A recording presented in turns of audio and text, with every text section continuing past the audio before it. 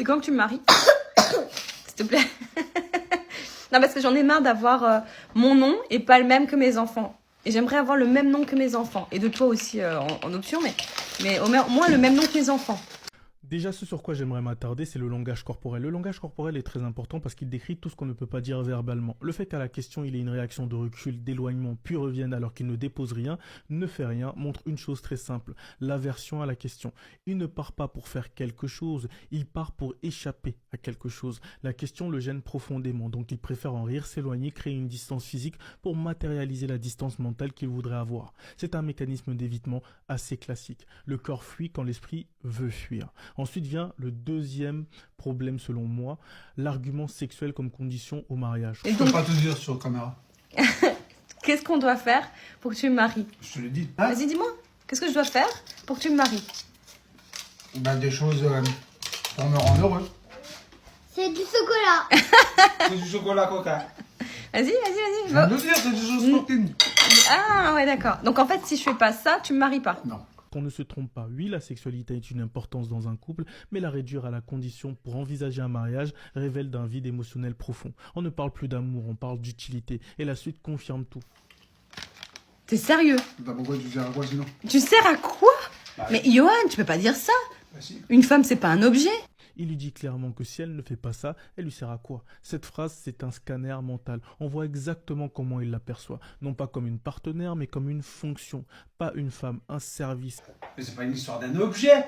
C'est que quand tu te mets en couple, c'est pour une bonne raison. Si déjà je dois faire des concessions, bah, déjà il faut que j'ai une récompense derrière. C'est quoi tes concessions? Sinon j'en mets pas. Quoi? C'est quoi tes concessions? C'est quoi mes concessions? Ouais. Tu veux que je te les énumère tous? Oui, vas-y. Mais on n'a pas fini. Mais vas-y. Exemple, 5 exemples. 5 exemples. Te supporter.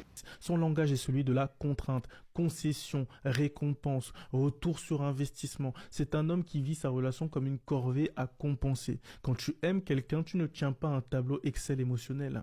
Quand tu es bien avec quelqu'un, tu ne réclames pas une récompense pour supporter son existence. Et ce qui est frappant, c'est que sa première concession, c'est la supporter. On peut appeler ça de l'humour, mais l'humour révèle souvent les vérités qu'on n'assume pas frontalement. Et vu son attitude, vu son langage, vu l'évitement, vu l'absence totale d'affection verbale ou corporelle, je ne pense pas que ça soit une blague. C'est dit en riant, mais pensé très sérieusement. C'est une vision transactionnelle, pas une vision relationnelle. Il parle d'elle comme d'une charge, puis se demande quelle récompense il pourrait exiger pour accepter cette charge. Et là, on atteint le point le plus inquiétant. J'ai pas dit que tu pouvais quelque chose. J'ai dit, tu m'as posé une question.